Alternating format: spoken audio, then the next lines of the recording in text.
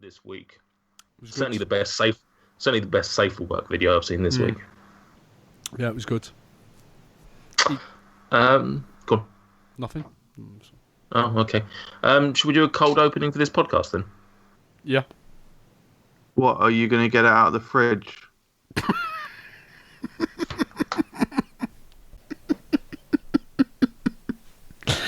Oh, it's good to be back.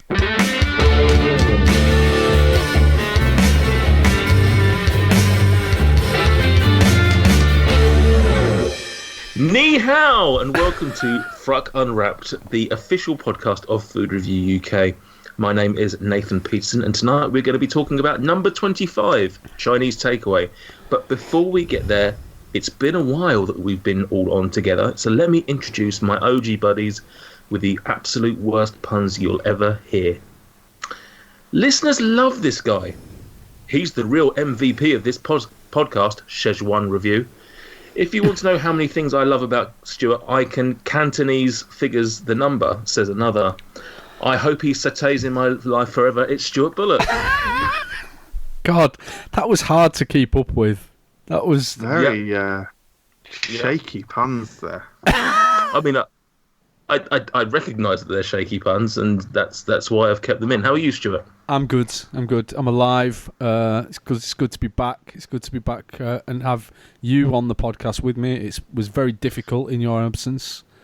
As it was last week, 2 weeks ago for myself without you. It's with a stabilising duo on this podcast, and when one goes, we're open to tomfoolery. Yeah.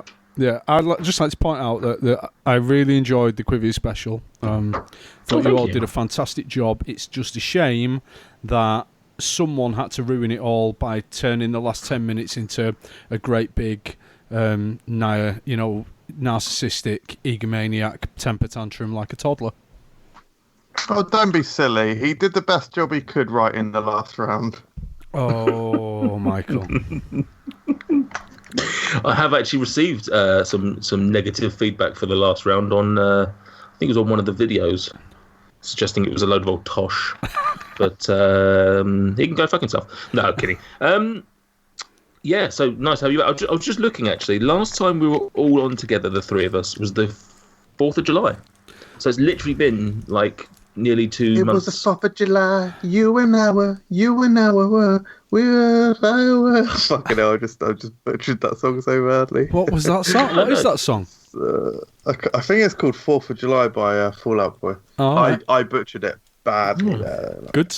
Considering how many times I've listened to it. Next up is someone that can be a bit of a duck from time to time, but he's the chow mein guy around here. In the last few shows, he's really been at his best, and it's great to see him peaking at last. He'll always leave you wanting more. It's Michael Jamieson. Hey, he's the frucky most you want to sucky most. Oh, I don't know where you're going with that, because A, sucky isn't a thing. I think you're linking into sake, which is a Japanese drink, I believe. No, Chinese. No, Japanese. Not all the same, Michael. I didn't say your words, not mine. Small anecdote. Today, myself and my son were going out for lunch, and we got to, there's an amazing Korean restaurant in Manchester, and right next door to it is a Subway. And I wanted to go to the Korean restaurant, and Theo wanted to go to Subway, and his reasoning was, well, we had Chinese on Sunday. Like, trying to explain to a 7-year-old, it's not all the same, mate. Wow. Dear. We'll find out later if that's true or not. Michael, how are you doing? Yeah, I'm good. I'm good, man. I can't complain. How are you? Yeah, I'm good. Did you listen back to the last show? Did you find any? Did you said you were going to work out whether you officially won or not, or whether there was any other bullshit that went down? Yeah, I won. There was plenty of bullshit. I won. Okay. I mean, you didn't, but okay. Well, okay. I know I won in my heart of hearts, so that's all that matters, I guess. No, well, but not officially. I'm happy with unofficially having won. Good. Before we get into our subject, which, as the listeners will know, is Chinese, from A, clicking the link, and B, my earlier puns, should we do a bit of news? We don't often do it nowadays, so let's do a little bit of newsy-woozy. I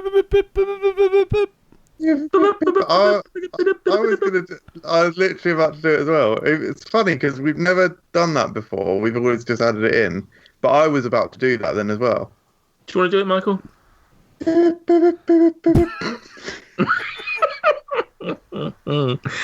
Do either of you have any news? Got a small bit. It's not news. Well, it is news because it was in a newspaper. There's been an article in the Sun today about craft beer with the clickbait headline of £22.54 a pint. And what they basically did was they found a pub that was selling a pint of Alesmith Speedway Stout, which is a hefty, strong, double figures ABV stout, and the pint price would be £22.50. But you don't buy those drinks by the pint; you buy them by the third. And then what the Sun did was they went and found people who would never drink hipster beer, as they were calling it, and made them try various what they thought were overpriced beers. And predictably, none of the people who don't like that liked it and gave it horrific ratings, and it's all kicked off in the craft beer community today. Wow. Based on this appalling article. Yeah. I mean, I'd just like to point this out. If you are a Sun reader, get out of my podcast. Go. Die. Yeah, Been fun. Die, So, in fact. Yeah. Okay. Well, have you got notes to do the rest of the show then, Stuart? Because I've got to go. You know they don't Page print. 3, was they it? don't print page 3 anymore, don't you, Nate? They do print. They do page 3. Otherwise, it'd be a bit weird if we went from 2 to 4. But some sort of spatial disruption there. But fair enough. They not? Then they just got. They don't get their boobs out now, do they? There's still not. There's a fully clothed woman on there, isn't there? I believe. It's been a while since I've picked up a Sun, so I have no idea. But I do believe that originally the plan was that they were just going to keep their kit on, but they would still print a woman and objectify her with her clothes on.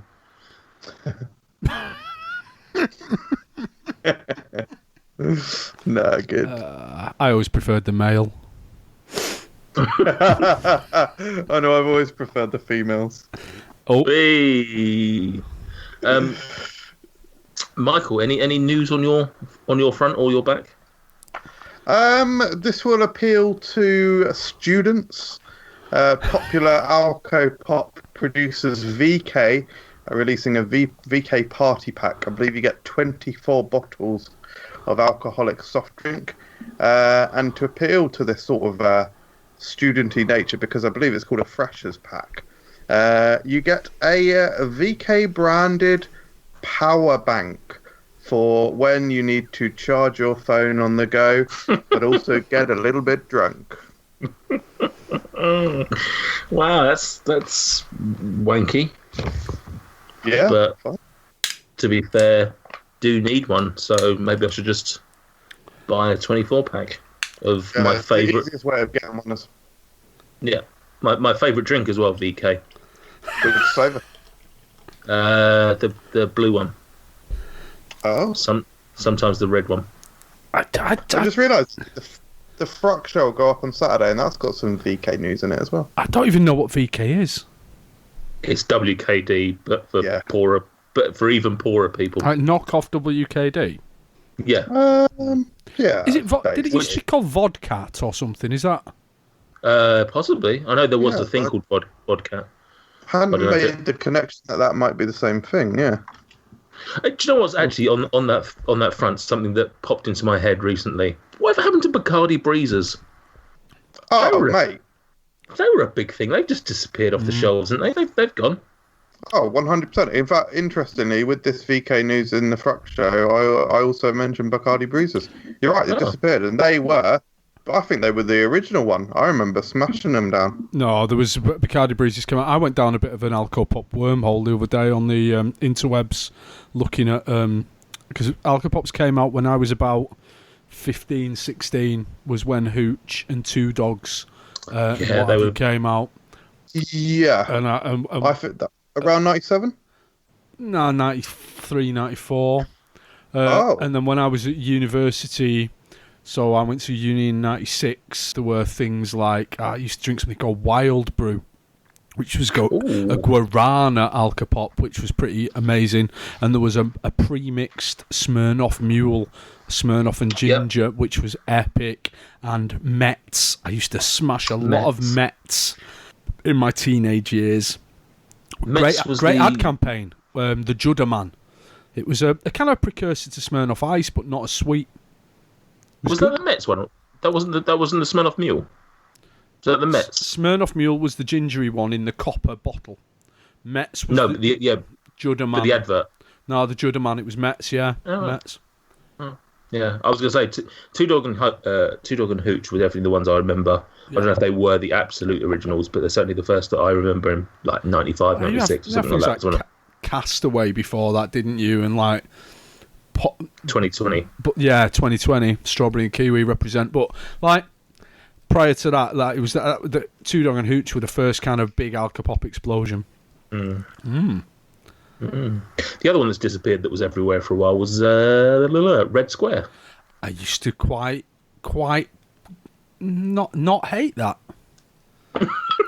Well, that's a ringing endorsement. I used to quite not hate that. Red Square branded vodka wasn't appalling either, and it was really kind of budget priced.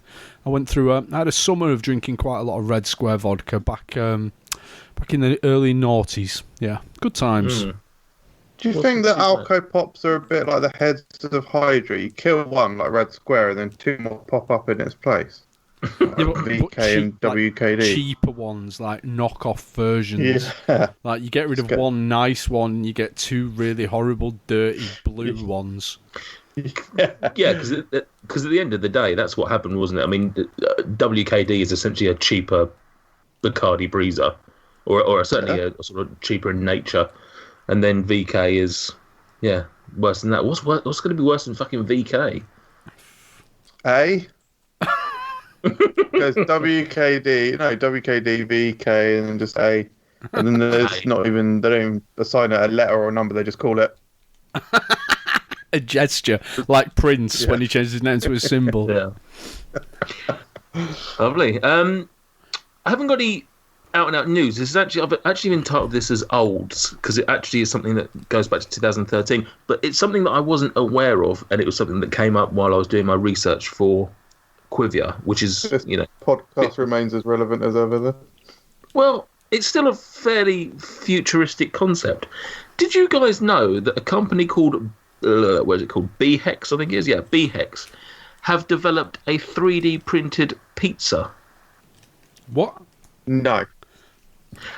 So basically they were tasked by by NASA to find a way to make basically food that isn't freeze-dried for the astronauts when they go to Mars, because they obviously want to give them as much of a morale boost as possible. So they've come up with this, I don't think this is the official term, but the best way to describe it is a 3D printer, and they have apparently been able to 3D print a pizza. The first manned Mars trip isn't planned until at least 2030. So it's unlikely that we'll be, between now and then we've got 12 years. And apparently there's a very good chance that we as the public will be able to try this before astronauts get the chance to when they go up to Mars. Allegedly, I was reading an article which suggested that as early as 2017, this would be available in sporting events and concerts and things like that. And it's essentially a 3D printer where one article called it, the ink was food. So it's a Star Trek replicator. Yes, basically. And you can even choose like the shape of your pizza and stuff like that. Sorry? He's just called us nerds. What? Says the man in a Zelda t-shirt.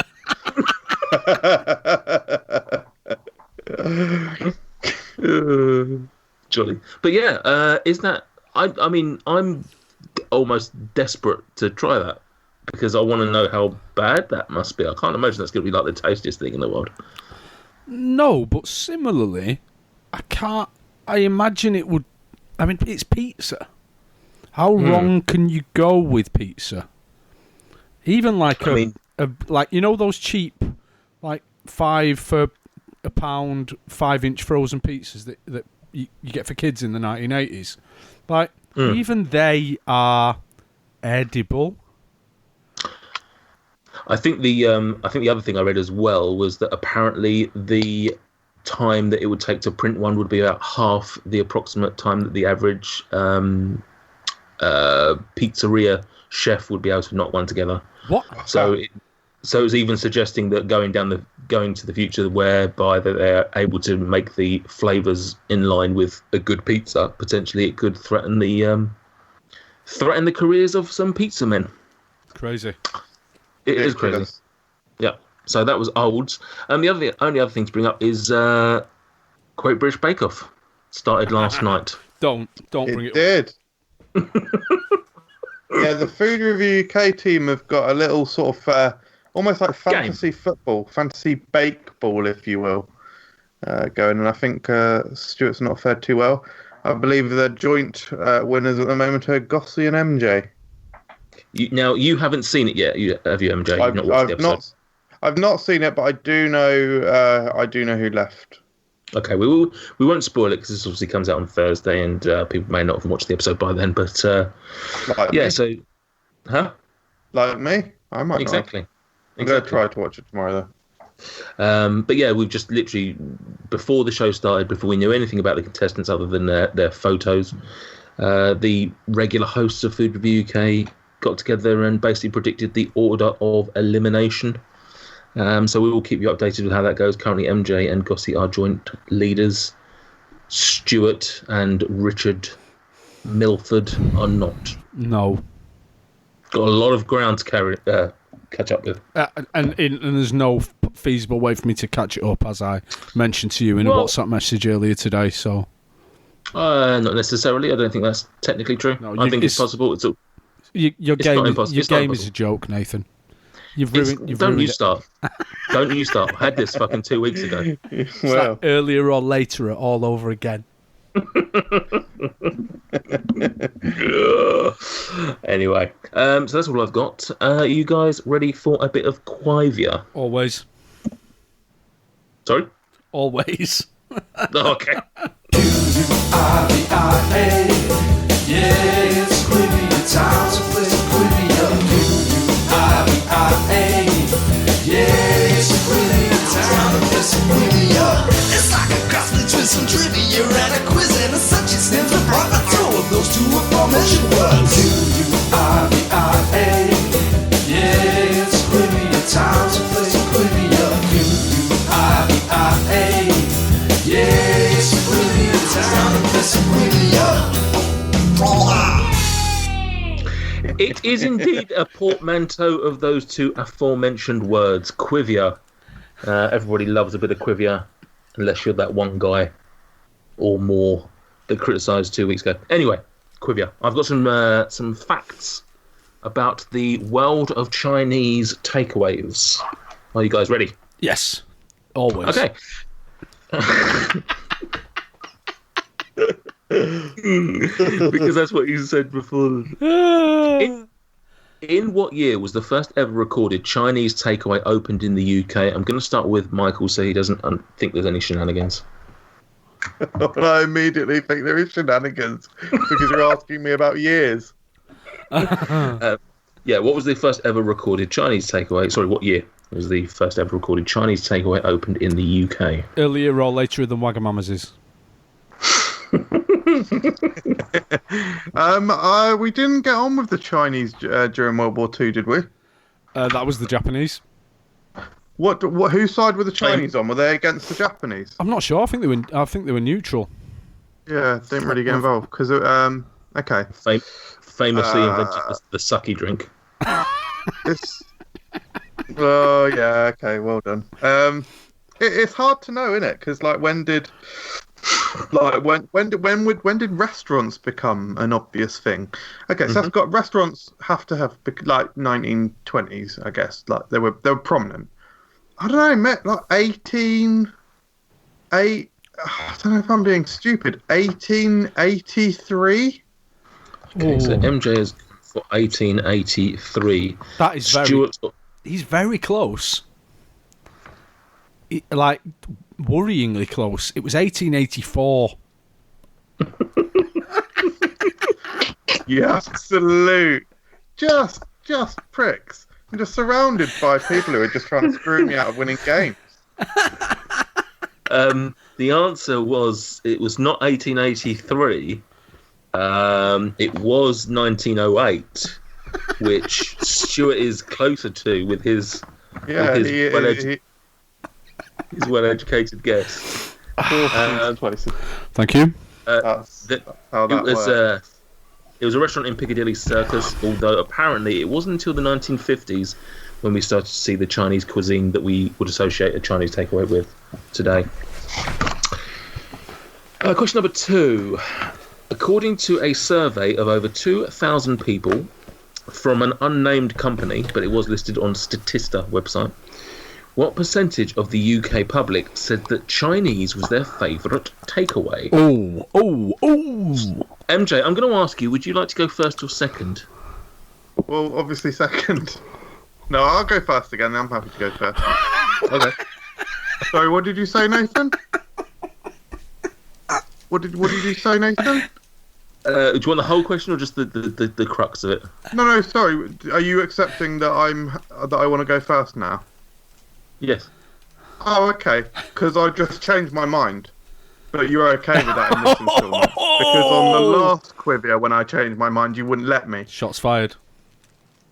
Just saying, have some... If you're going to fuck me over, have some consistency about it, yeah? 33%. Oh, you absolute jeb. 32.999 recurring percent.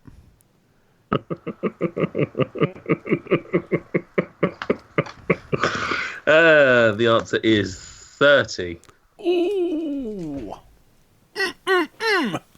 If it said, do you know what? If I'd have gone first, I'd have said 27%. That's what I was going to go for.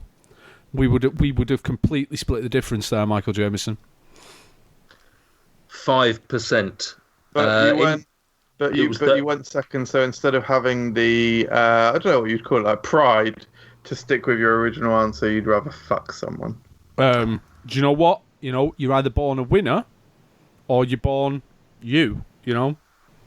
So sorry, you've missed that it was 35%. What? You said 30%. No, I said 30, and then I left a pause, and then I said the 5%. You bald idiot. Oh. I was 2% off, then I'm pretty fucking happy with that. So that's 1 to MJ. Indian came in second, 24%. Any guesses on what came in third? Fish and chips. Fish and chips, yeah. Fish and chips, you both said that. Pizza, 13%. Actually, sorry, hang on 1 second. When was this survey carried out? This was, I don't know the exact date, but I believe it was during 2017. Oh, amazing. So, shall we have a look at the official Food Review UK ones? If you wish to, I mean, I don't give a toss, but... Well, it'd be interesting if it lines up. It certainly, when I looked the other day, it certainly didn't on the Indian, because that was in second on this survey, whereas there it was like 4th or 5th. Really? Mm-hmm. Great. So, favourite takeaway.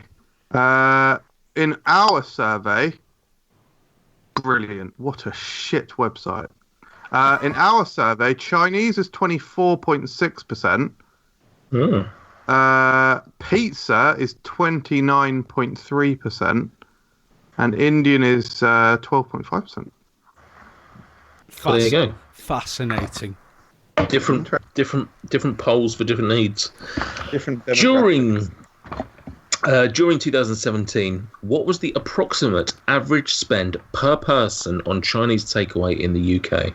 In a whole year. In a whole year. Now I should qualify it. Yeah, it's per person per order. So it's not the total across the year, right? Right. Or anything so, like that. Okay, so it's the So how much would you? Yeah, how much would you average, like when you're ordering a Chinese, what would you average spend per person? Oh, yeah. No worries. Michael, I'll ask you again. Would you like to go first or second? I'll go second, please. Are Okay. you sure? Yeah. Okay. Right. Stuart. Okay, so let's go for about £6 for a main, about 4 or 5 for. I'm going to go £14.63. £14.63. And Michael?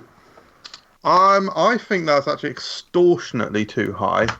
I'm gonna say I'm not gonna do the little trick, the 1462 trick. It's not a trick knowledge, is it? No, obviously I will. I'll say £14.62. But my what I actually think it will be is £10.17. Interesting. The exact amount is £9.86. Ooh. The average on some dirty Chinese takeaways. yeah, correct. The average on all takeaways is 9.75, so it's just above that. It's seventh on the list of cuisines overall. The most expensive per head is apparently Mexican at £11.90. Oh, wow. And go on. I was going to say I don't know where Stuart's going. £6 for a main. That seems high. Really? Yeah. I would have thought that it would be cheaper up your way. Obviously not.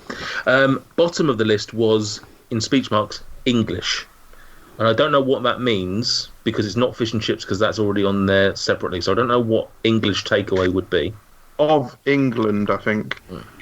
But, well, yeah, anyway, that was £7.38 a head. Wow. Whatever that may be. Right, number 4. In metres, how long is the world's longest noodle? MJ, would you like to go first or second? Why would that make a difference? Did you say meat? What's people who greet people? I don't understand what relevance. Okay. I didn't even know that was a profession. Okay, Stuart goes second. So in meters, what's the noodle? In meters, Well, what's a noodle? In meters. If you want to if you'd prefer to do feet, we can do feet. But yeah, probably. What's the longest? Sorry, what were the longest feet in meters? yeah, what are the longest feet? Is this what's the world record for the longest noodle? Is that basically what you're asking? Yes, Google. Hello, Google. All right, John Boyega. That's me. No, sorry. What's the question? I heard noodles Fuck and something me. about length. In meters, how long is the world's longest noodle? How big's your noodle, Oh, Michael? easy. 35 meters. 35 meters. Stuart? 36 meters. 36 meters. Interesting. It's indeed 3,084 meters. So neither of you were particularly close. That works out roughly 10,119 feet, or approximately 88,114 standard paper clips laid end to end. Achieved by the Jiangnan Food Co. in Nanyang, China, on the 28th of October 2017. I don't know if I said either of those words correctly. I like these quivias when they're mainly number based. They're good fun, aren't they? Yep. Not sure. That could have been which Chinese food item is 3,000 meters long, and then there's none of this. Well, it's not going to be a piece of rice, is it? Well, I like it to be, something that at least somebody can get a point of, rather than having 5 questions with no fucking score. Question 5. During 2017, Panda Express, the popular air quotes Chinese air quotes restaurant, opened its 2,000th store in New York City. Yeah. But on what date? Some questions. Whose choice was it to add the air quotes in there? That was mine. Were you just being pretentious? Yes. Okay, fine. Go for it, Stuart. Oh, sorry, what year was this? 2017. They released their. But on what date in 2017? February the 17th. February the 18th. These are good, these number-based ones, aren't they? MJ gets the point there. Stuart wins for not being petulant. I don't know what the scores were. I couldn't be bothered to add them up. So, well done, Stuart. Sorry, you're kidding me. Well done, Stuart. I mean, Stuart just played the game, didn't he? Stuart just sat down. He just answered the questions. He got on with life. Didn't Google anything. Didn't sit there. Didn't criticise. Didn't repeat the question 14 times. Didn't joke about meters. And so well done, Stuart. That was all last question. Penalise me then. I'll penalise you for the whole lot. Yeah. No, in all honesty, the winner is. Let me just tally up here. So MJ3. Stuart got that one right. MJ got that one right. MJ got that one right. Stuart got that one right. Correct. And MJ got that one right. But the sixth question and the real quiz is which of you wasn't a dick for 2 points. And it was Stuart. Well done, Stuart. Thank you. Of quivia. I've thrown a kettle over a pub. What have you ever done, Michael? And that's the quiz. No, I didn't have a relevant office quote or comeback for that, I'm afraid. Well done for MJ for getting the most points. Well done for Stuart for being the winner. Thank you. Let's move on. You're listening to FRUK Unwrapped, the Food Review UK podcast. This is MJ, and if you donate to us on Patreon, I will stop doing this stupid voice. Popular, as we've seen with votes, sometimes the highest number doesn't always generate the correct result. Whether it's number 8, crispy seaweed, 22, 2 small ducks, or 69, fish and pork, we all love a cheeky Chinese. Oh my lord. You dirty bastard.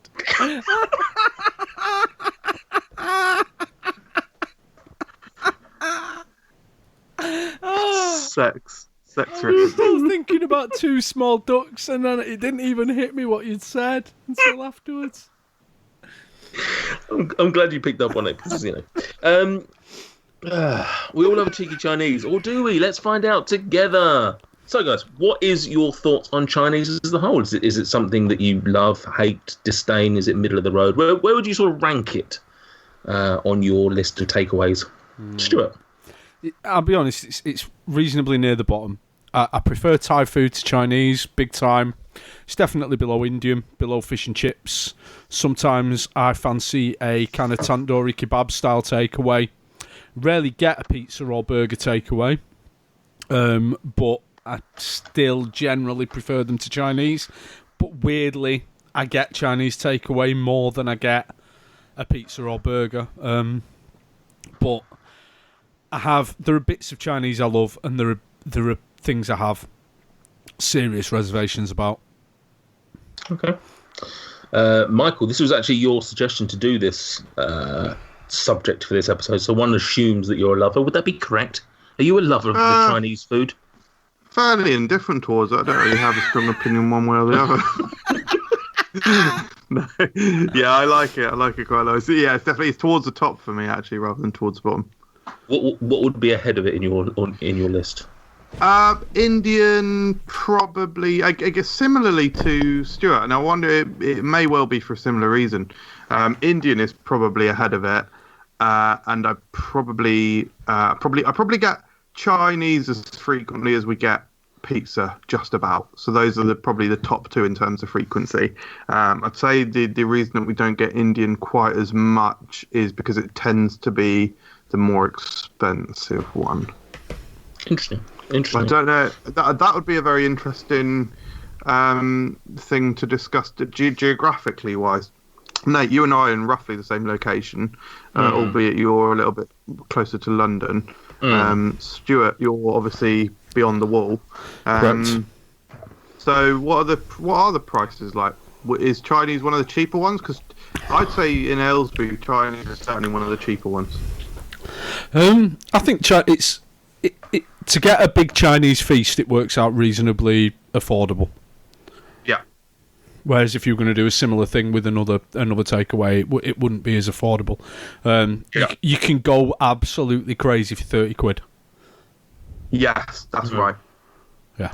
I can't. I don't really pay enough attention to individual prices of dishes, but I would think if Laura and I were to order a Chinese takeaway and an Indian takeaway, they'd be approximately the same sort of price, but I reckon I would get a lot more food out of it from the Chinese. So like value for money in terms of certainly in terms of quantity, I think the Chinese you do get more. But yeah, I'd be expecting anywhere from 25, 27 would be sort of an average spend on either of those, to be honest. Mm-hmm. Claire and I about 22 for Chinese and certainly 30 for Indian. Just to give you an idea. I'd love to know what's in your Indian order to get to 30 quid. I don't think we've ever gone that high. Just the really? Wow. It would be so. Claire has biryani. No, save it for the Indian. This is not the Indian. We got an Indian coming on. What about you, Nate? Do you like Chinese? Good question. No, no, I don't. I don't mind it actually, and I will say that my my feelings towards it have certainly warmed over the last few years. It definitely would have been absolute bottom of my list a few years ago, and now it's in all honesty, it probably still is bottom, but it's a lot closer. I don't know. It just doesn't necessarily satisfy me as much as others. But it's there's very few other things. I mean, in terms of if we're talking about frequency, we definitely get it more often than say a pizza. We rarely get a pizza, to be honest. Mm-hmm. Why is that? If it's a bottom for you, though, I find. So I mean, in all honesty, maybe pizza is bottom then, because I at its best, I preferred pizza to Chinese, but unfortunately, I think pizza just sometimes doesn't live up to what I want it to be, whereas Chinese lives up to expectations every time, and my expectations are relatively low. So, interesting. But it's fine. I am definitely enjoying it more now, and I'm definitely trying newer dishes, and it's fine. I just don't love it. Indian is like I always think you sort of fall into the camp of being either an Indian or Chinese lover, one of the two, and Indian is far and away more my preference. Cool. Good. Conversation stopper. unlike the binge group where I'm a conversation starter, this is a conversation stopper. So that said, are you guys more into starters or mains? See, here's the thing, right? I bloody love a lot of Chinese starters. There are things from the starter portion of a Chinese menu that are up there amongst my favourite foods. Okay, I'm talking about ribs. I mean, there's the king in there. There's a king. Go on. There's a king. Sorry for talking while you were interrupting. No, there's a king. We're all everyone in the world has the same favourite thing from the starter menu. It's a fact. You're going to mention Peking duck, aren't you? Oh, fuck! Forgot that. Which is interesting, actually. I mean, just pause the conversation for a second. Would you consider duck starters? It's a funny one, isn't it? In a Chinese restaurant, duck's kind of its own course. Like it's above the starter, doesn't it? Yeah, you have your starters and then they bring out the duck. But in terms of a Chinese restaurant, I think if I was getting Chinese, I would be probably getting duck as a starter. But things like ribs, I used to eat a lot of. There was when I was doing my teacher training, there was a Chinese takeaway that did honey ribs. I used to get a lot of those, and even barbecue ribs. But for me, the salt and pepper rib is the king. Various salt and pepper things. Crispy seaweed, number 8. It's one of the most unhealthy things on the planet, despite it being green. It's delicious. Prawn toast, when they're done right, when they're not greasy, great. Peking duck. But for me, the king of the Chinese starter is the salt and pepper chicken wing. Oh, interesting. It's interesting. Beautiful. I'm not a massive fan of chicken wings as a whole. Oh. So I'm not sure whether I've ever even had them, because there's just other things I would rather order or load my plate up with. I will take that. You take your recommendation. MJ, what is the king that you were referring to then? Chicken satay skewers. Interesting. I would argue that they're not really Chinese. Yeah, I think sometimes they're considered Thai, right? Or Malaysian. Malaysian, yeah. Or generally, yeah, kind of islandy, Southeast Asian islandy. My retort would only be, find me a Chinese takeaway that doesn't do them. My only retort to that is, find me a Chinese takeaway that doesn't do an omelette. Oh God. Oh, fuyang. And that's not what I would consider Chinese food. So, but yeah, MJ, if you had to pick, would it be starter or main? Like, if you're having to just throw away the other, which one would you rather keep? No. For me, Chinese is an orchestra. No, you need the strings. That's not the question. You need the bass. You need the conductor, who is the delivery man. Stop avoiding the question and answer the question. Also, bass isn't one of the families of orchestral instruments either. You don't start with strings and then move on to bass. So how would you know? Yeah, exactly. No, I pretty much refuse to answer that. It genuinely is, it is fine. Starters, if you're going to push me. Yeah, no, starters as long as I'm encompassing duck in that, because one of the great experiences in my life is going to all-you-can-eat Chinese restaurants and just piling it with duck. Just making them shut down because they've run out of duck. Just on that point before you answer, Nate, there's one of the reasons that I like starters more than I like duck. More than I like mains, sorry, is I have a slight issue with Chinese takeaway mains, and it's around the concept of mystery meat / rat meat. Wow. I mean, we're going there so early in the podcast. We've all read. It's just I read. You read something, and then it's always there in the back of your mind. Like, you get a Chinese takeaway, and you're eating it, and you're like, I'm not sure this. I mean, it said it's chicken. This is a bit different to chicken that I'm. This is rat. I'm eating rat. Like, I mean, I think most people have got like a little obsessive compulsive part of the brain where you go to that kind of the worst possible scenario. You imagine the worst, and it's really easy for me when I'm eating a slightly dubious, poor quality Chinese takeaway to just immediately go there, and then you don't enjoy it. And I don't get that with starters. Despite the fact that I found an article on the internet today where a woman had ribs and complained that they were dog's paws. Because she thought I want to pose a difficult question. Is it maths or? No. What is the problem if it is rat meat? Misadvertising. Yeah, rat's cheap. Duck is expensive. Rats don't cheap. That's birds. I can't. Brilliant. Well done. I can walk into Manchester at 3:00 in the morning, and I can see rats just running around behind bus stops. I can catch one of them and barbecue it. It costs me very little, other than the price of gas, which is negligible. I've had the same gas canister for my barbecue since last summer. Whereas a duck, you've got. I mean, I'm not a bad swimmer, but I'm not sure I'm a strong enough swimmer to catch a duck. And then you've got to wring its neck. You've got to pluck the feathers. You've got to get out of the pond without the kids seeing you who are just trying to feed them. It's not as simple. But so are you cooking the rat with its fur on? Yeah. Barbecuing the rat with its fur. Burns it off, doesn't it? Burns it off. All right. Yeah. stick straight up his ass. What? Well, my ass on the rat's ass. What?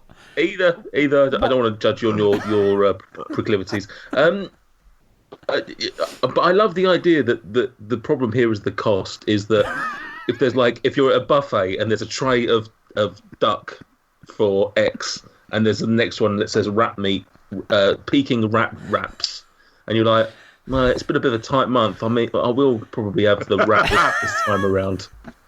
It tastes the same, really.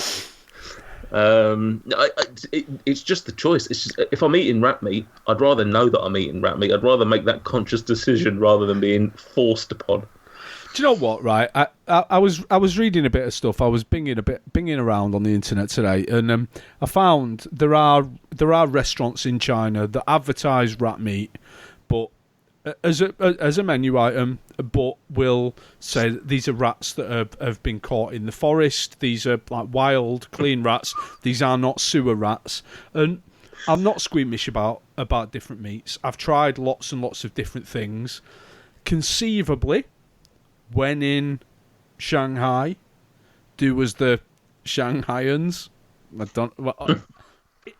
I can conceive there would be a situation where I would, by choice, eat a meat that might be considered rat. rat. But I don't know. I don't even with rat.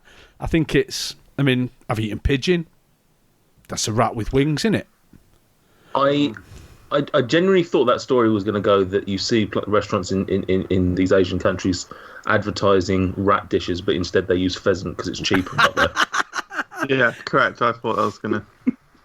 It was going to be a nice flip little 180 on the old concept of...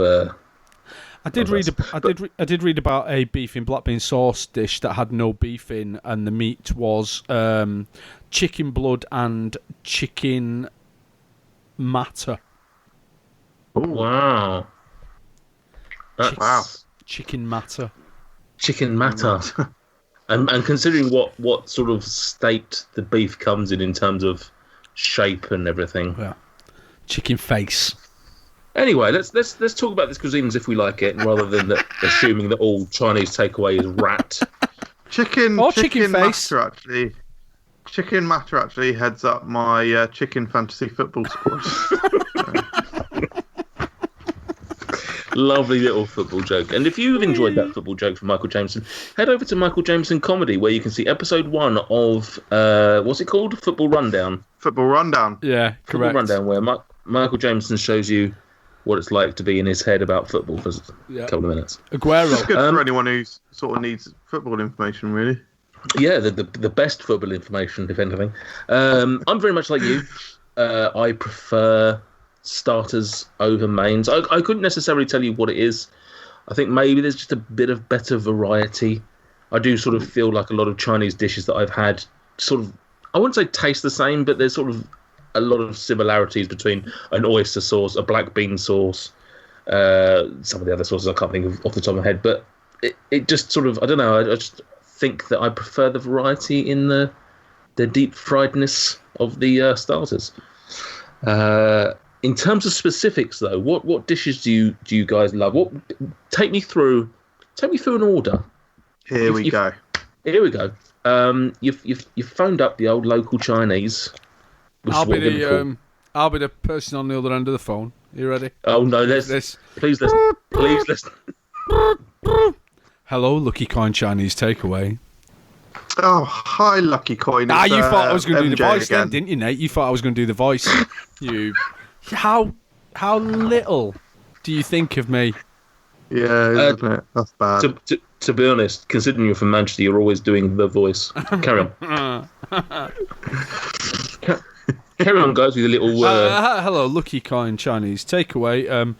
Jia Ming speaking. How can I service you today? Hi, Xiaoming. It's MJ here, and I'd just like to say that I'm always very impressed with your speed and efficiency with taking my order. I actually find you to be... The usual then, MJ. 15 minutes, mate. Be round there in a minute. Bye. With or without meat, with or without rat this week. So I'll take the lead. As I mentioned, typically we do spend about £22 at the Chinese, and you do get quite a lot for that. It is probably too much for two people. Claire orders about one. Claire orders what I would say is a normal size portion, and I order an abnormal size portion. So we usually get chips. It's going to be a divisive. Yes, yeah, I know it's going to be a divisive one. And that's been our show. Thank you very much. We obviously don't have somebody on the show who knows what they're talking about. Oh, okay, well, because I like a diverse and complex, taste palette. Okay, a good mix. Claire will often get correct. Bop. Claire will often get beef and black bean sauce. I will get chicken satay skewers. Chicken blood and chicken matter. We'll usually share the chicken satay. We might get sesame prawn toast, but it's not a frequent one. I will usually now get, my order has recently changed actually. I believe, in fact, due to Nate's recommendation. I usually get beef. No, that's a lie. Chicken with cashew nuts and yellow bean sauce. What else do we get? Claire will usually get rice, egg fried rice. If I'm getting a rice, I will get cashew nut fried rice. What else do we get?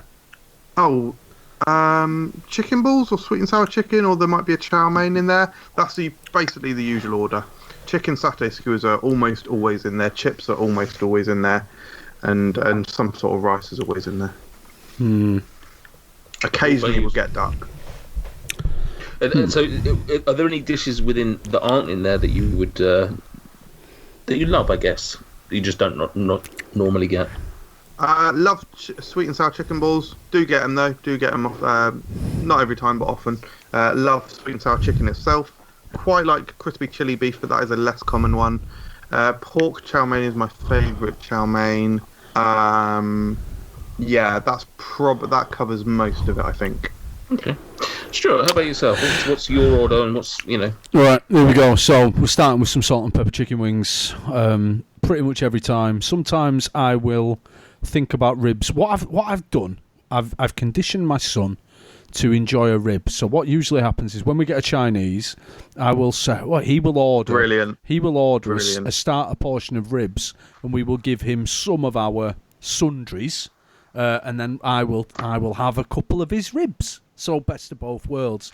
You've obviously got all this to do with your daughter, Nate. You need to condition her to like the same foods as you in smaller quantities than you like. Excellent. It's the way forward.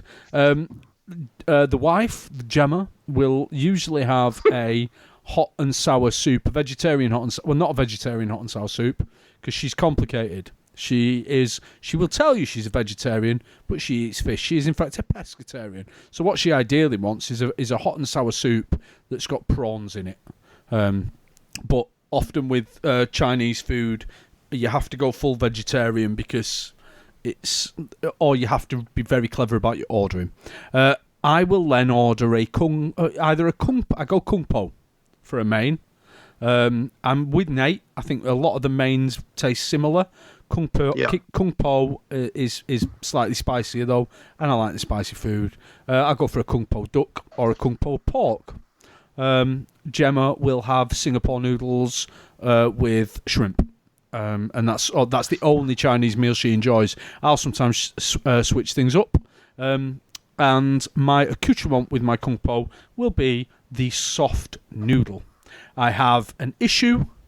I know this is an additional item on the menu, but I have a very obvious issue with egg fried rice. So I go... Hates rice. Yes, correct. I have to say, actually, I also love chicken kung pao. Differing pronunciation there. I don't know who's right. I'm just saying that's how I pronounce it. But the reason I usually just run down the exclusive. Run down the Teletubbies from me, from tallest to smallest. Tinky winky, dipsy, dipsy, la la la la, pow, pow. I forgot the Teletubbies were Chinese. No, I exclusively get Kung Pao. I exclusively get Kung Pao from the chain Noodle Nation.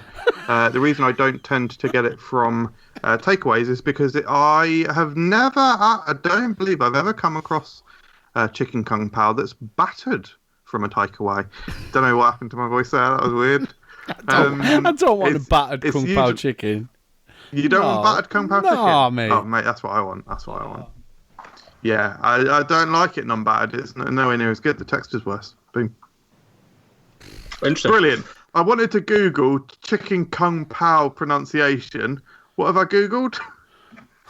Teletubbies.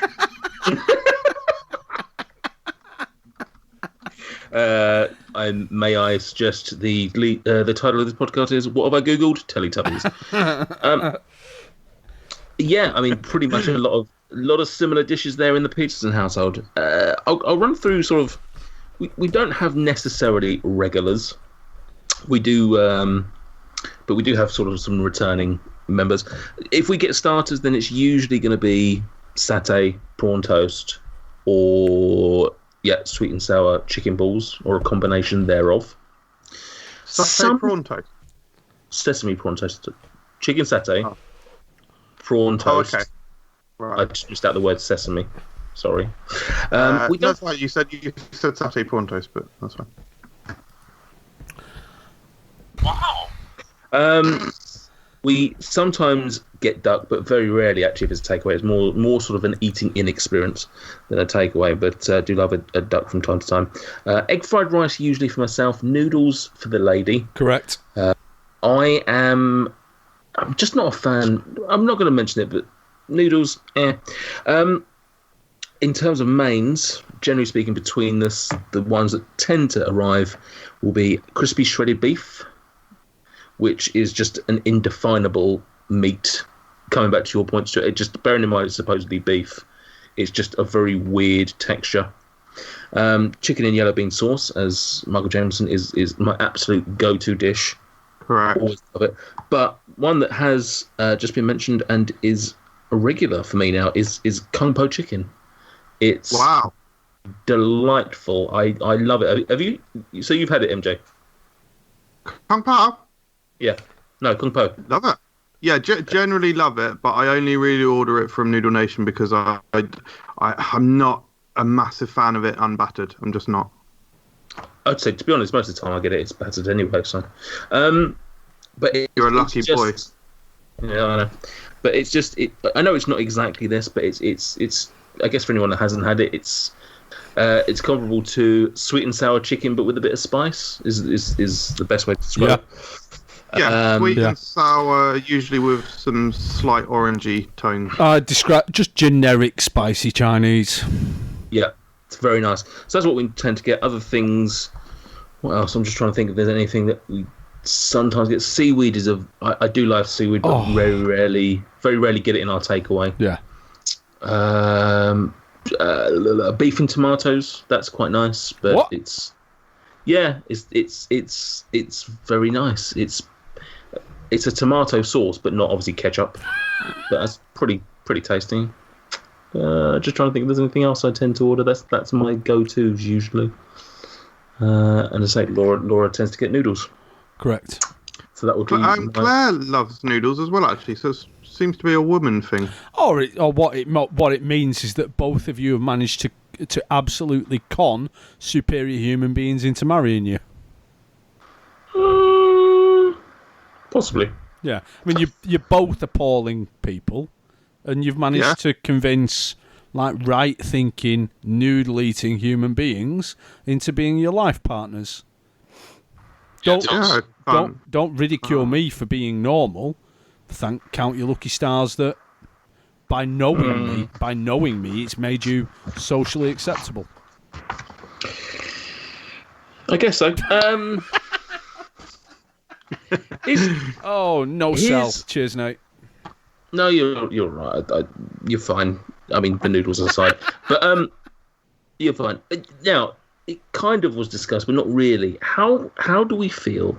How do we feel about in a group gathering.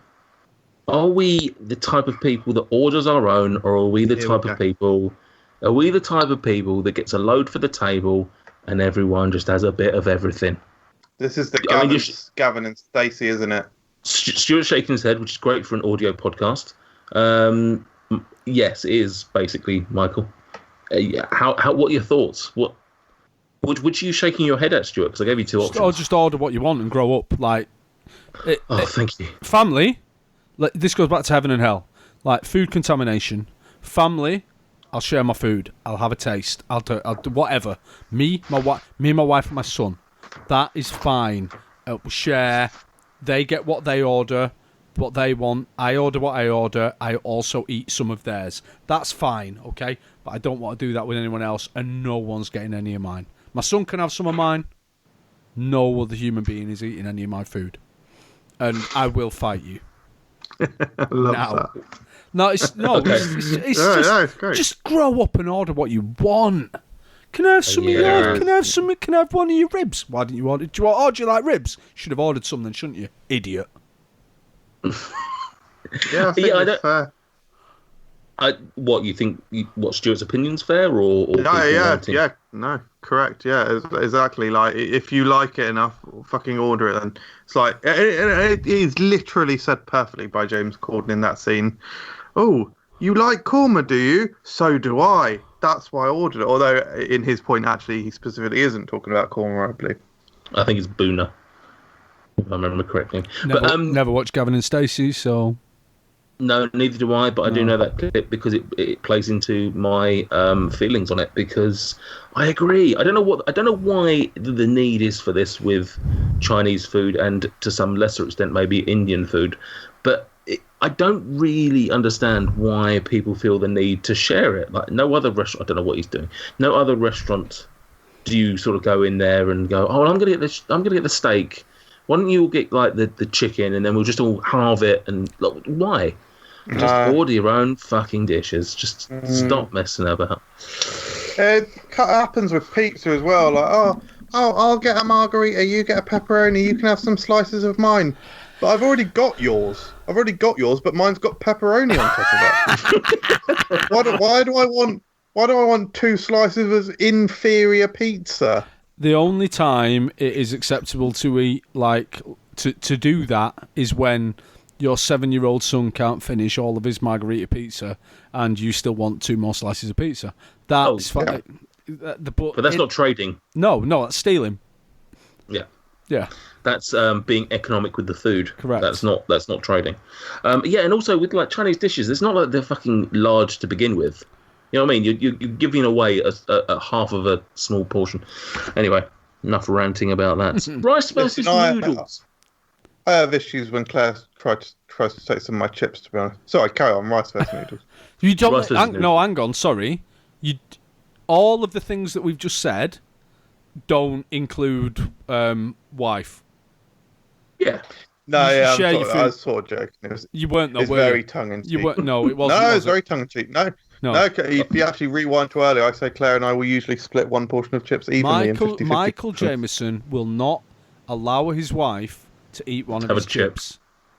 Rewind the podcast. Word for word, I said Claire and I will always split one portion of chips 50-50 equal portions. I said that word for word, and you can rewind it if you don't believe me. Okay, we will. Hashtags, retweets, likes, comments, follows. This isn't any ordinary social media. This is Food Review UK social media. Come find us at facebook.com/Food Review UK, on Twitter @Food Review UK, and on Instagram @FRUKgram. Oh, and don't forget the main channel, Food Review UK on YouTube. Rice versus noodles. Sorry, can I just say, what I love is that MJ's got his camera turned on so that we can see him, but he's sitting so fucking far back. All I can see is ZE on his t-shirt. Oh, can you not see my face? I can see your horrible little face. And you've turned the lights off. Yeah, after dark. You've basically both discussed this already. Rice versus noodles. We've addressed that. I'm noodles. Yeah, you're rice. Obviously, I have. Right. There have been times I like fried rice. I like to make my own fried rice at home. My problem is that egg fried rice has got visible egg. Noodles have got eggs in them. I don't have a problem with that. Egg fried rice has got visible egg, and I can't. I love that as a podcast title. Visible egg. Do you like all types of noodles? Do you like the really fine, thin, stringy, like pubic hair noodles, or are you more type. Of the? What I will order is the soft noodle. So the soft noodle is the noodle that's approximately 1.5 millimeters thick and comes with bean sprouts. Although no, do you know what? I have been served. I've ordered soft noodles and been served spaghetti before from a Chinese takeaway. I mean, it's essentially the same thing, though, isn't it? Noodles and pasta are so different, man. That's weird. I'm actually glad you said that, because when in the past I've said that they're different. I've been shot down and told that it's just the same as spaghetti. No. So I'm glad that somebody agrees with me, because they're slimy, they're horrible. It's just revolting. I just do not like noodles. Just an ad hoc, quick, heaven and hell. Noodles can go in the fucking hell, but they'll be vetoed by Stuart, unfortunately. Hang on. No. To me, they're quite different things. So rice, and specifically egg fried rice or cashew fried rice, is the perfect accompaniment to what are the saucier Chinese dishes. I wouldn't necessarily like to have something like a chicken with cashew nuts or chicken yellow bean without rice, because it soaks up all the rice and it combines really nicely, blah blah. Whereas I find that noodles could probably be eaten on their own, and certainly when I order chow mein, I do eat it separately. I don't consider it something that you combine with the sauce necessarily. I'm not saying that I don't do it and you can't do it, but that's not the point of them. They're flavourful enough on their own. They're bullshit. Next question. Next point. Takeaway versus eat in. What are your thoughts on going out for a Chinese meal? Is it something you do regularly? Because I don't know. I'm going to jump in first once. It's not something we do very often. I can't think of too many restaurants in any way. Like Indian seems to be, a lot of the takeaways do tend to have a restaurant attached, whereas Chinese seem to be, in this area, certainly more just a takeaway base, and there's nowhere to sit necessarily. There is one particular place that we go to, Taipan, which is an eat all as much as you can buffet. As much as you can, or eat as much as you can. Yeah, as far as I know. I mean, I've certainly never tested it to the extremes. I don't know what's funny. Well, see, eat as much as you like, innit, mate? Eat as much as you can. You're fucking pushing yourself beyond your comfort level. I mean, I don't know anyone that's been to one and hasn't eaten as much as they could. It's basically free food, isn't it? After a certain point. Oh, brilliant! Yeah, pretty much what I do, though. To be fair. Oh man. So yeah. But it's as far as it can be a high-end buffet. Sometimes you go to these buffet places and they are just, you can tell they're rank, whereas this actually, it's all cooked fairly fresh. They sort of keep a very small dish of stuff, so it sort of turns over fairly quickly.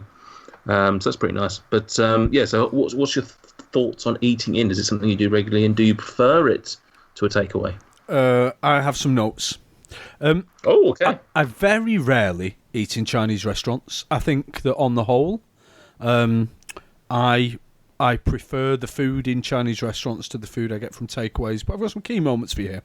Okay, going to a Chinese restaurant in Chinatown in Manchester. So you mock me for being from the north, but in Manchester we have Chinatown, which is quite large area. Well, not just generally down south, in every town. You've got a large area of Chinese businesses. It's very exciting. It's particularly a cool place to go for Chinese New Year. I went to a Chinese restaurant in Chinatown on Chinese New Year perhaps 10 years ago. My main course, can't remember what I ordered, was completely covered in what I would describe as a viscous semi-transparent goo. Ooh, that sounds nice. It was very unpleasant. A positive story, Yangsing, which is a more high-end Manchester Chinese Chinatown restaurant. I went there once I have a friend of Chinese heritage, a mutual friend of mine and Michael Jamieson's, Dominic Cheng. I went with his Chinese family, and had food that was. I didn't order food. I had food ordered for me that was not on the menu. We went Chinese, and it was wonderful. Going to a Chinese restaurant in Manchester called... I tried checking it out today. I think it's called Red Chili. This is, again, going back maybe 12, 13 years. I think it's called Red Chili on Oxford Road in Manchester, and eating the soft char siu bao. You're familiar with char siu bao?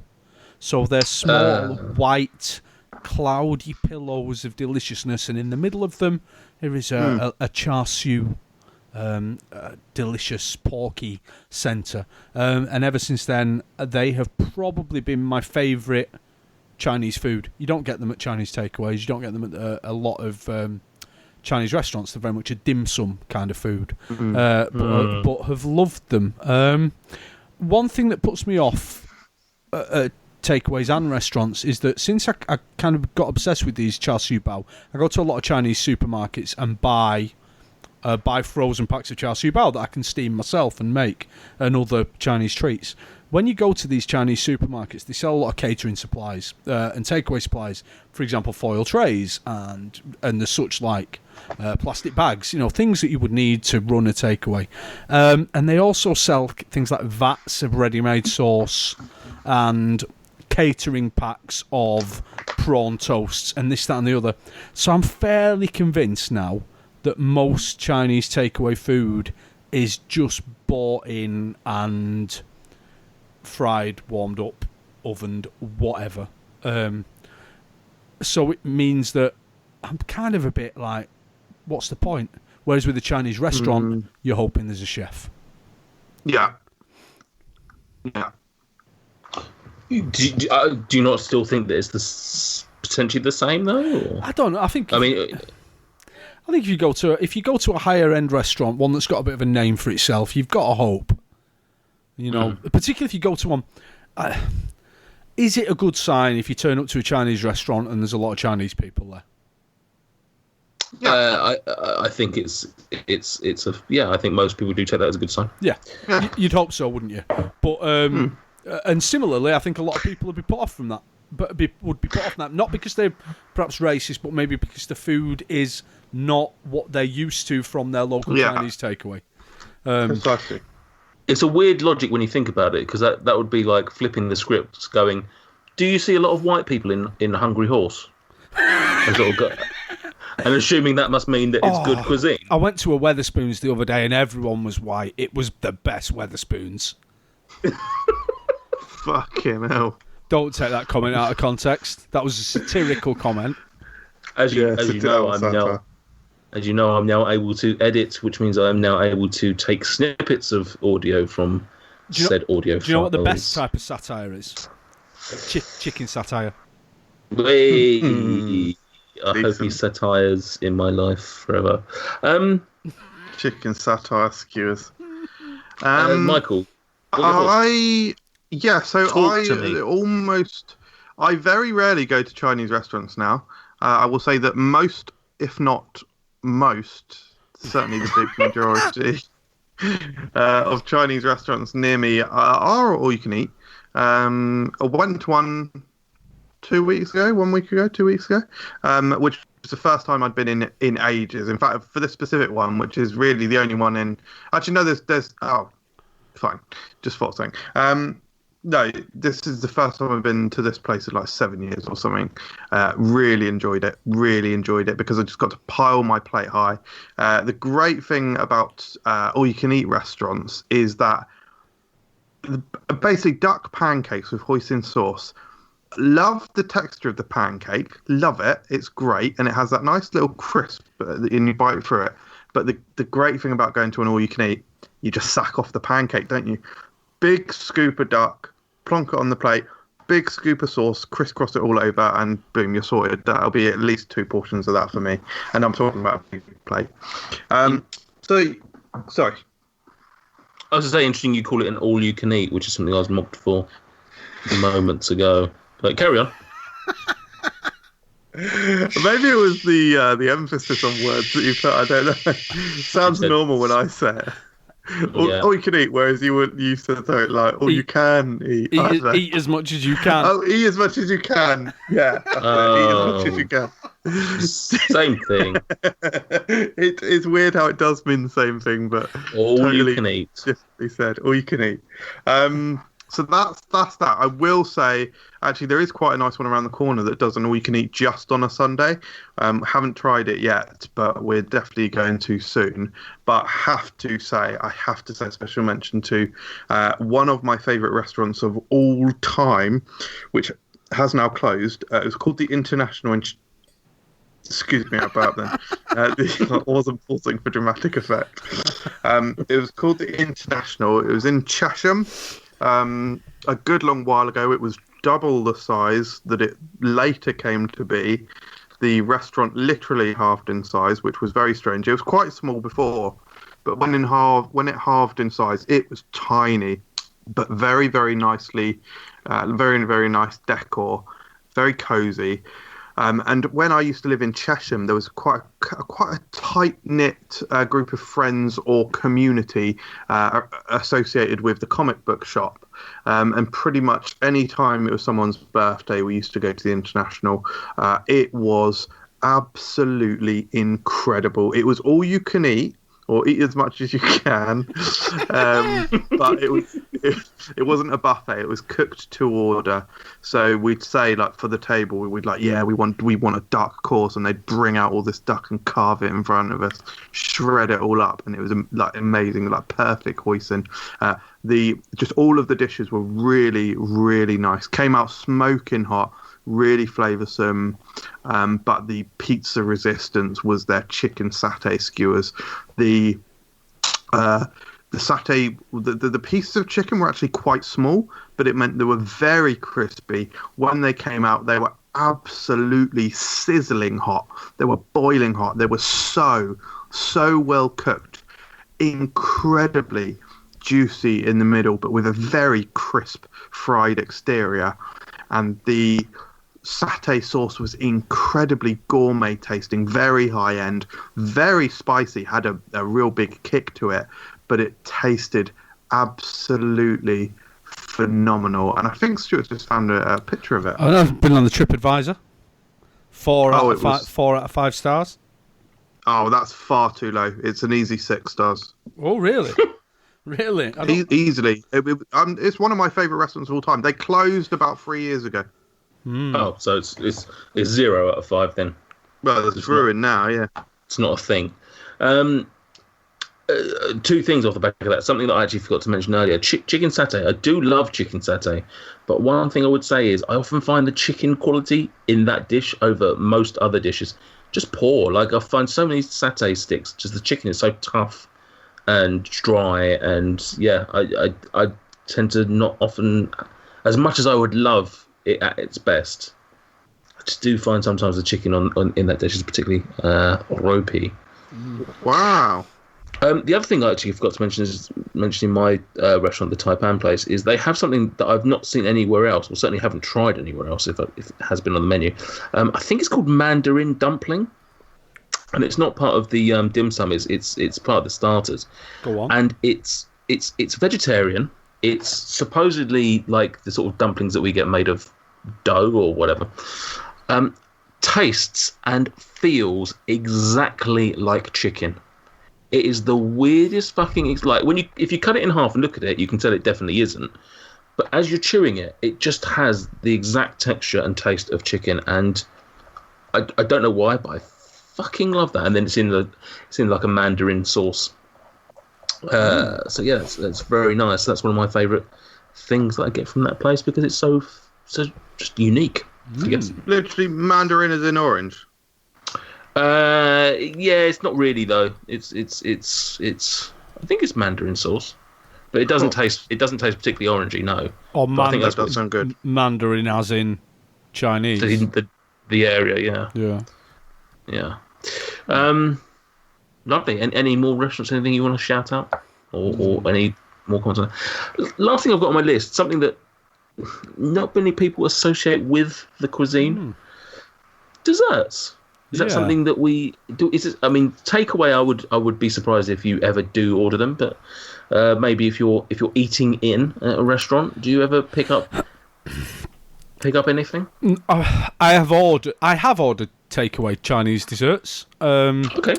I haven't looked at the dessert area on a Chinese menu for a long time, but growing up, Chinese takeaways used to always do fruit fritters, deep fried fruit fritters, banana fritters, pineapple fritters in a syrup. I will confess to having enjoyed banana fritters from time to time. Very, very nice. Restaurant Chinese desserts, I can't think of ever having one. I would like to just to bring up though Chinese bakery. I know it's slightly off topic, but we're, again, Manchester, Chinatown. We're looking at there are a number of Chinese bakeries. The Chinese bakery that I give my patronage to is a bakery called Ho's Bakery. And they do a peanut butter pancake. And it's a small, not a pancake that you would, it's kind of a chewy pancake. Not like an American pancake or a British pancake. And in the middle of it is a layer of peanut butter. And they are just wonderful. And the cakes in the Chinese bakeries always look absolutely amazing. We always talk about getting a celebration cake from a Chinese bakery, but never do. But yeah, Chinese bakeries for desserts. Very much so. What's a celebration cake? What's in that? Just the kind of cake that you might buy for a celebration. So they tend to be kind of large, elaborate, fruit-laden cream cakes. Yeah. Yeah, and I've whilst I've been in and around the Chinatown in London, I've never really sort of paid enough attention to anything beyond their shops and restaurants. So I'm sure they must have bakeries and other types of things. So that sounds Chinese cool. bakeries are world changing. Seriously, the variety of filled bread buns that you get. The pork, the char siu pork bread buns are a delicious, almost kind of brioche bread bun, and in the centre of that bread bun, it's not been cut, it's been baked this way, Nathan Peterson. In the centre of it is a delicious char siu pork or other similar. Or it might be a sweet one, Nathan, perhaps a coconut one, or it might be a disgusting one with perhaps egg in it. Oh, talk to me. But Chinese bakeries are phenomenal. I'm gonna have to next time I'm up in London, I'm gonna have to look out for that then, because that does sound pretty decent. Yeah, do it, man. Do love a baked I don't think product. I've ever seen them. I've got no idea where, other than London. Obviously, I'm sure I could find one. I've got no idea where our nearest one is. Yeah, coming back to the desserts, but the fruit fritters are definitely still a thing. The ones that you had in the past, were they the sort of soft ones? Because you can get them where they're sort of hard, they're like hardened, like they're a toffee apple texture. No, soft with a honey syrup on them. Yes. But like I say, the restaurant I go to does those, but they also it's apple. I think in this instance, it's literally like a toffee apple exterior, so caramelized outside. That's pretty nice. I slightly prefer the apple over the banana, just because I think the banana texture's a bit too mushy, but it's pretty nice. What about yourself, MJ? Yeah, I agree with that. The final point you just made, the banana tends to be a little bit mushy. It's a very infrequent purchase for me. I'm not saying it's a never. It's probably a once a year sort of deal. I'll definitely get a hankering for it occasionally. What I generally find with it, though, is really it's the kind of dessert that needs a bit of ice cream to cut through all the sweetness and mellow it out a bit. And who the fuck is going to have ice cream on top of a fucking incredibly indulgent takeaway? But that being said, like I said, I do get a hankering for it occasionally, so I do sometimes get it. And I do usually get the banana, actually. Pineapple I haven't had in years, but I quite like it. And like you say, apple. Yeah, the apple ones. I find the pineapple and the banana usually are the same, with sort of a softer, crispy batter, whereas the apple ones are that very hard caramelly sort of crisp exterior with sesame seeds on, isn't it? Yeah, yeah. Beautiful food. Probably are just all from this fucking supermarket that Stuart brings, isn't they? Very probably. I mean, something like that wouldn't bother me too much, because that's obviously a very basic thing. It's not necessarily something I need an expert chef to be cooking up for me. But it could very well come down to simply the oil that these places use. Joking apart, it could be something as simple as that makes a difference, but who knows? We'll need to get a Chinese insider. Let's get a Chinese insider. Oh, dear. Let's move on very swiftly from that. Any other comments before we move on to that section that we often ignore? Stuart? Not from me. So, with all of the Chinese chatter out the way, let's go to everyone's favourite segment.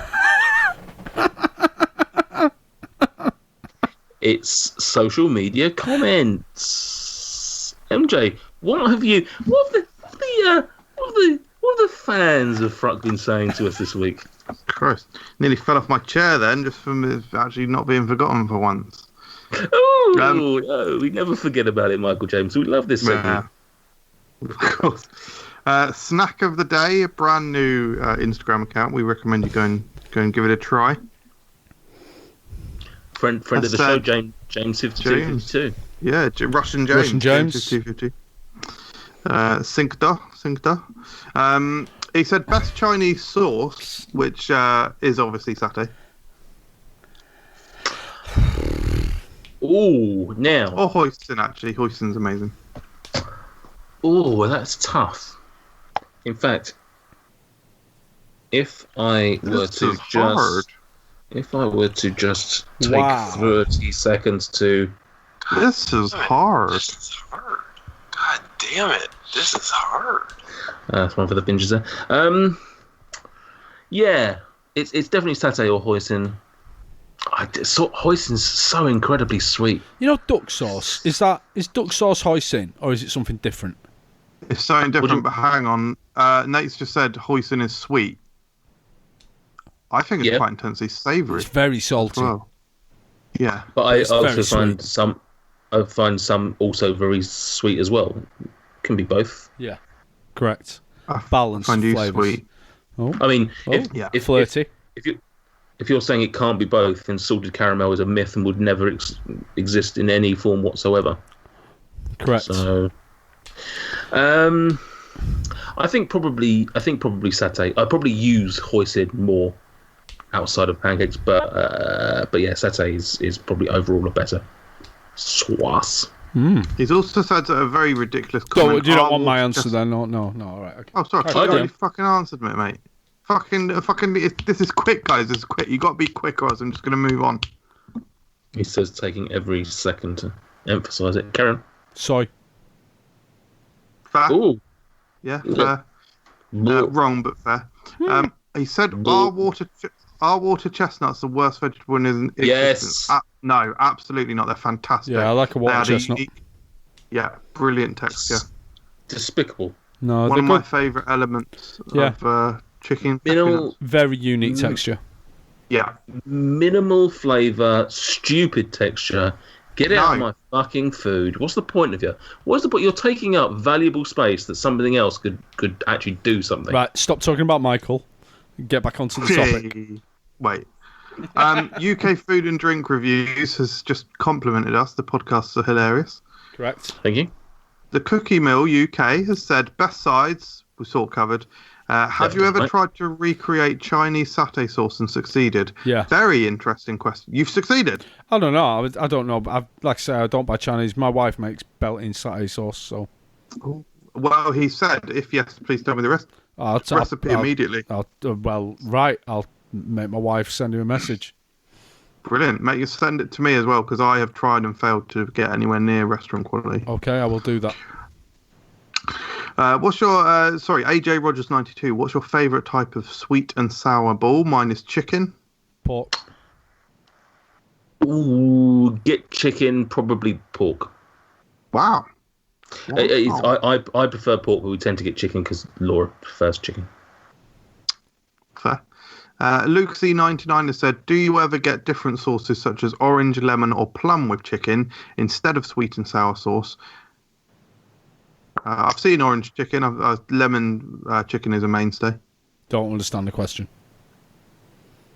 You've had chicken in... You've not had chicken in lemon sauce? I don't buy...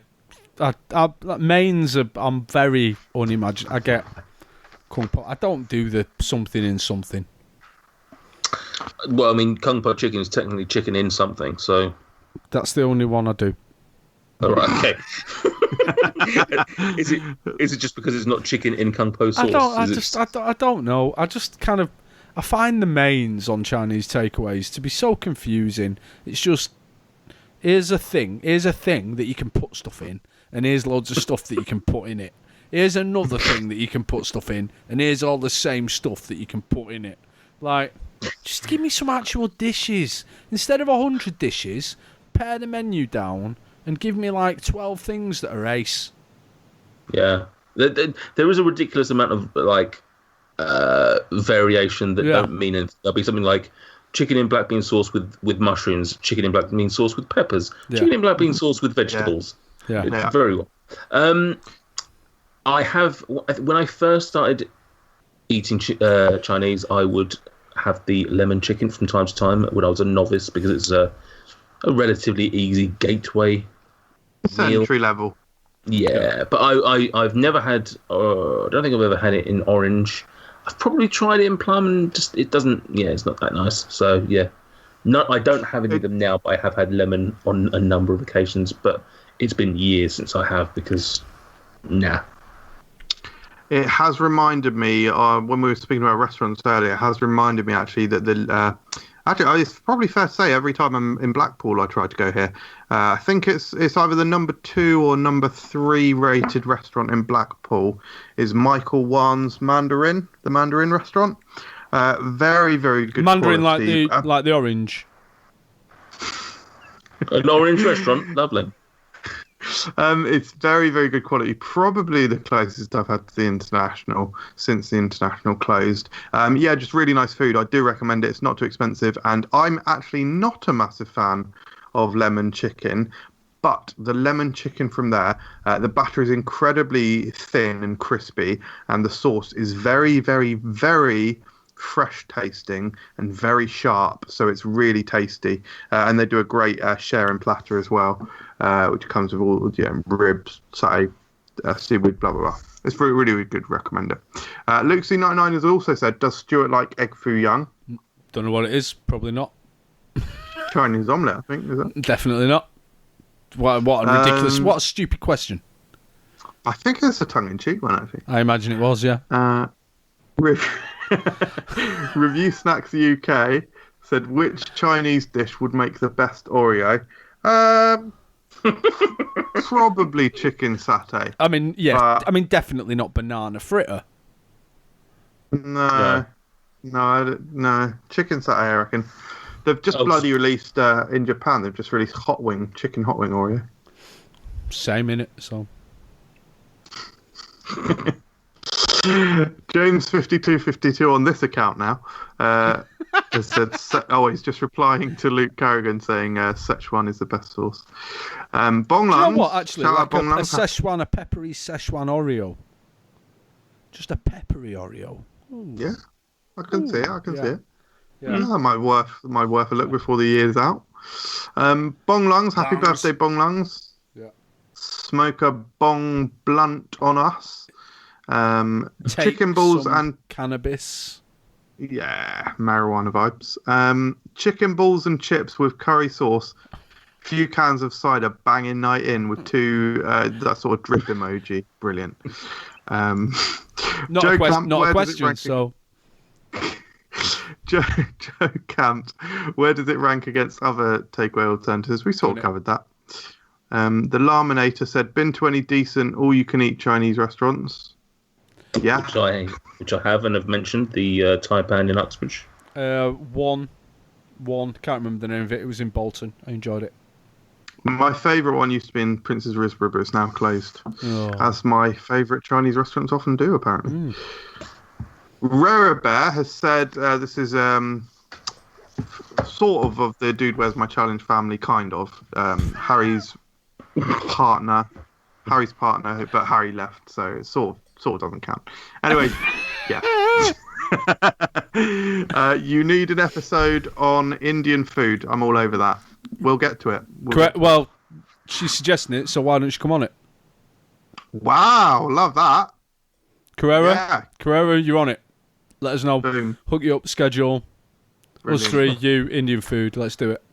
Boom. Don't I get a say in this? No, mate. We're just making decisions without me, are we? Yep. Just got used to it. I mean, you disappear for a month and a half. We've got to make these decisions. Yeah. Live by the sword, you die by the sword.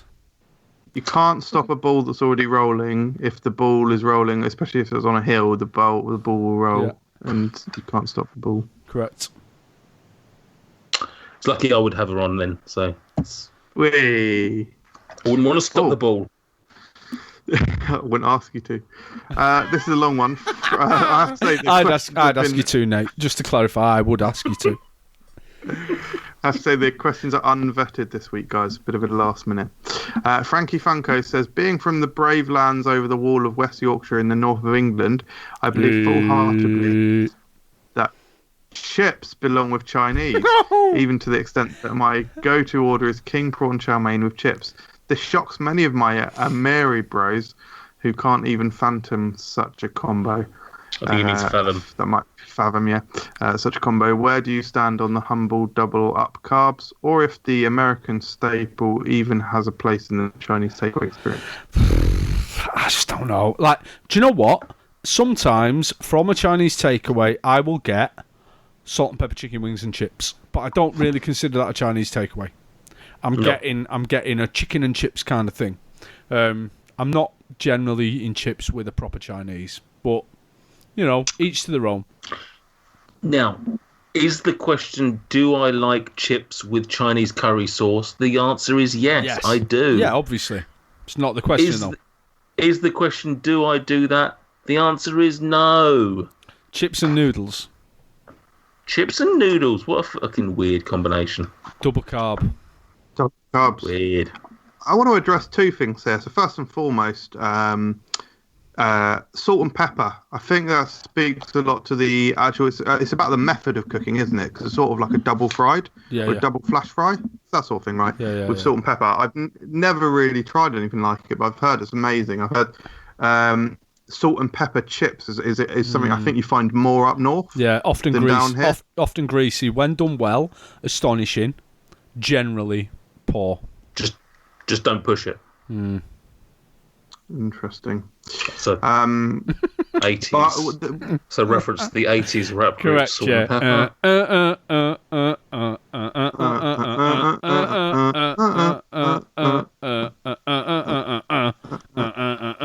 I push it real good. Jesus. Remix. My second point would be, guys, don't construct barriers to your happiness. Yeah, have chips with your Chinese if you want. Don't. Guys, chill out. Do what makes you happy. Don't say. Yeah, this is already bastardized Chinese food. This isn't really genuine Chinese food, is it? So let's not. No, it's not. It's not traditional Chinese food, is it? People will tell you that. Why are you calling all Chinese restaurant workers bastards? Is what I want to know. Didn't interpretation. Reed Freezer has said, if you had a fortune cookie, what? Oh, I think I know who that is. What would you like it to say? Hello, Reed. Yeah, can I? Oh, good day, mate. Stick one of those fortune cookies on the barbie for me, would you? Fosh on chops. Right. So, Go on. My fortune cookie would say, wise man say, never try. Oh dear. Wise man say, never try to get even. Always try to get odder. Oh. MJ go, because even though I sent around the thing to you earlier and said, guys, you might want to start. You might want to think about this. I completely forgot about it. It's about 2 minutes ago. So, my fortune cookie would say, brave not is the man who tries and succeeds. Brave is the man who tries, fails, and keeps head high. So what's the name of your Chinese takeaway? Is it Dagobah, Lucky Dagobah? Is that like a Star Wars thing? Correct. Yoda of Dagobah. Brave not in the man. Hey, homie. Nathan Peterson?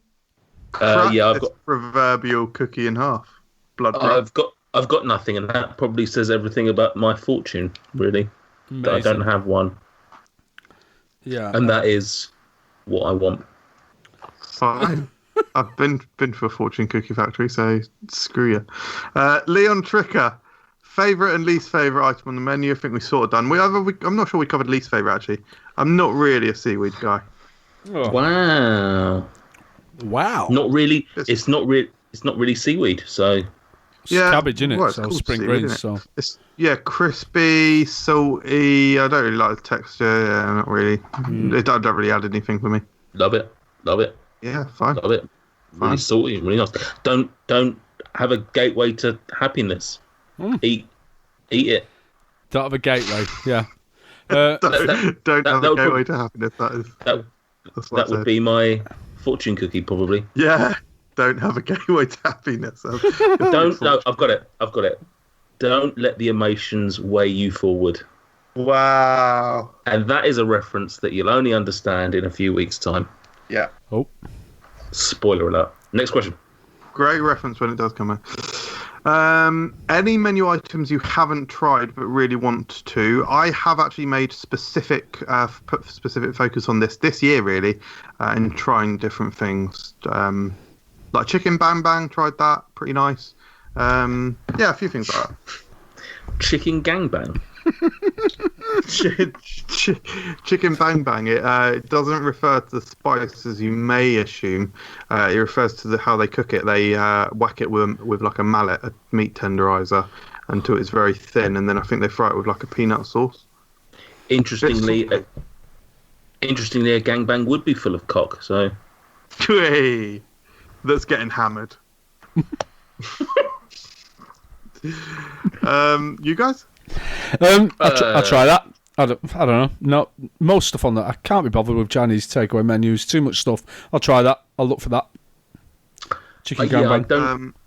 I don't think there's anything on a menu that I haven't tried that I would want. So no, I generally, like Stuart said, there's just so much going on with it, and usually there's like tiniest of variations. So yeah, there's nothing that I haven't already had that I would want. Actually, salt and pepper squid. Oh. I'll try that at some point. Yeah. Leon has also asked a few questions that we've absolutely covered, but the last thing he said is, we sort of spoken about it, but what was it? Have you ever had any amazing Chinese takeaways? What was it that made them special / better than the standard takeaway? I think it just comes down to, sort of speaks into what Stuart was saying, how he went in the sort of retailer that had all of the prepackaged stuff. I think uniquity, quality and freshness is what stands these things away, and I think that's true for most foods, really.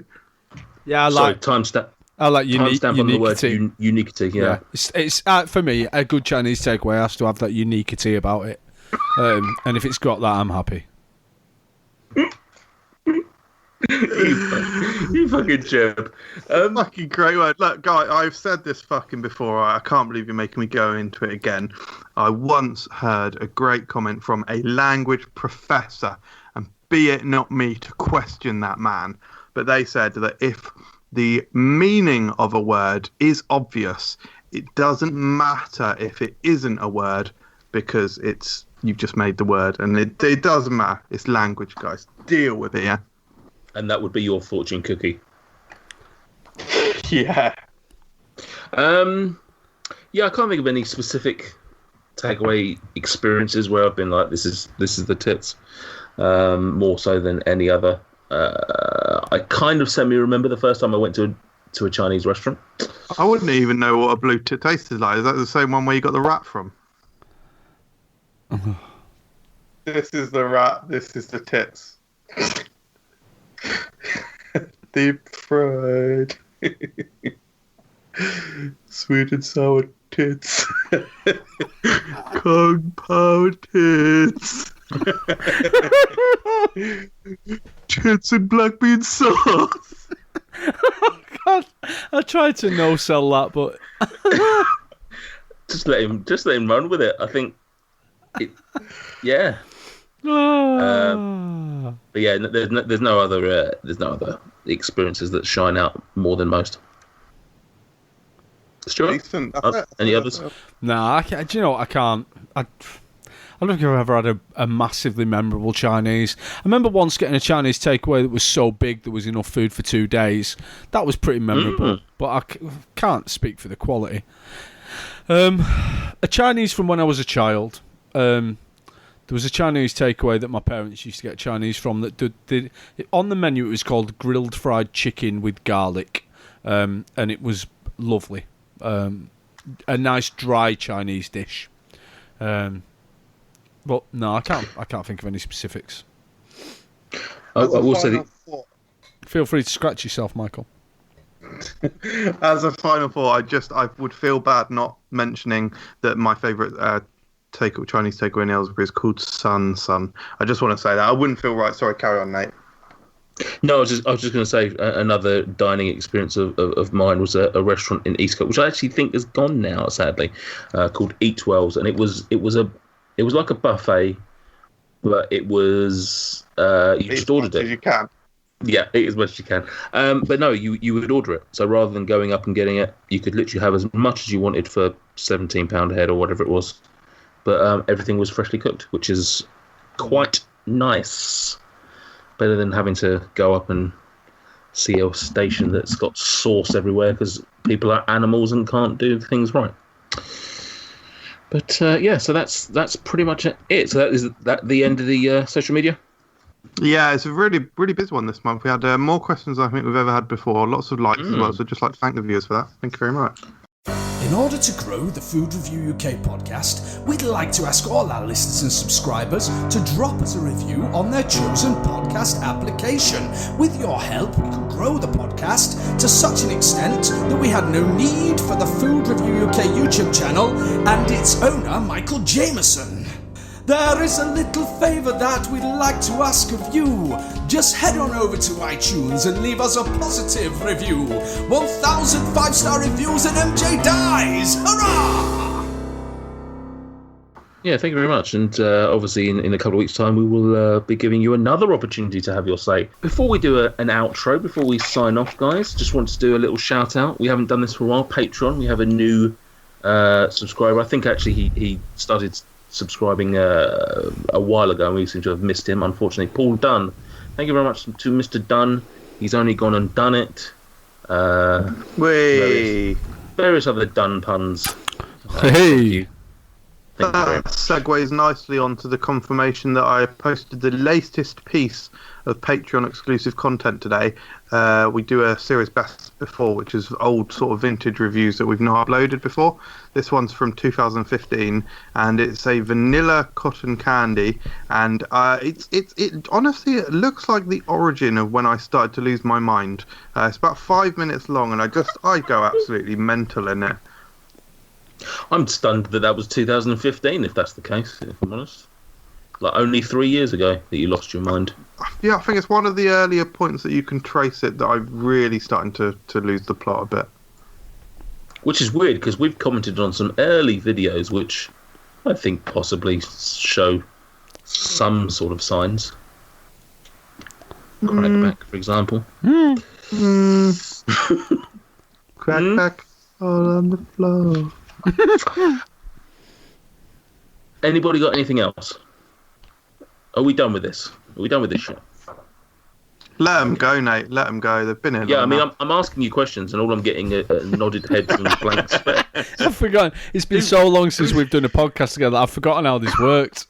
Like, Yeah, please do remember when I ask questions, we need an audible response to make this even remotely entertaining. Well, thank you guys. That's our show. Thank you to Stuart and MJ for sharing this delicious meal of discussion. You truly are the sweet and sour to my balls. And also to the listeners, thank you for joining us. We hope this satisfies you and doesn't leave you wanting another podcast in half an hour. And we'll be back in 2 weeks with the return of Alex and Sira, American extraordinaire. But in the meantime, see you later.